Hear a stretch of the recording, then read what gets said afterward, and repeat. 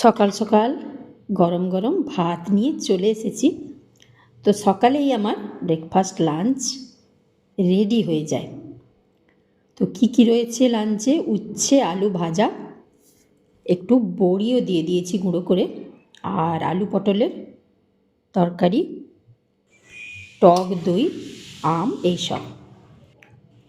তো উচ্ছে আলু আর বড়ির একেবারে গুঁড়োটা আমি শেষে যে তলানিতে পড়েছিল ওইটাও কিন্তু তেলের মধ্যে একটু দিয়ে দিয়েছি। আর এটা হচ্ছে আমিষভাবে বানিয়েছি আলু পটলের তরকারি। তো সকাল সকাল আমার লাঞ্চও হয়ে যায়, কারণ লাঞ্চ বক্স রেডি করতে হয়, তো পোস্ট করতে হয়, দেরি হয়ে যায়, কিন্তু লাঞ্চ আমার রেডি হয়ে যায়। দইটা ঠিক মতো বসেনি, তো বাড়িতেই বসিয়েছিলাম, দেখছি তলায় জল হয়ে গেছে। ওপরে জল হলে দইটা পারফেক্ট বলা হয়, তাই না?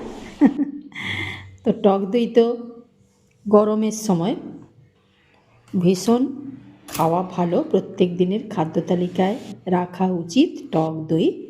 শরীর ঠান্ডা থাকবে অতি গরমে। আর গতকাল তো ভীষণ ঝড় হয়েছে, বৃষ্টিও হয়েছে দিল্লিতে রাত্রে, মানে সন্ধ্যে থেকে শুরু হয়ে গেছিলো। তো আজকে না অতটা গরম নেই, কিন্তু রোদ উঠছে, গরম বাড়বে অবশ্যই। দিনটা সকলের খুব ভালো কাটুক। সকালবেলা আর সময় নেব না আমি আপনাদের, প্রতিটা সময় মূল্যবান। তো এতক্ষণ সাথে থাকার জন্য অসংখ্য ধন্যবাদ সকলকে। ভালো থাকবেন সবাই।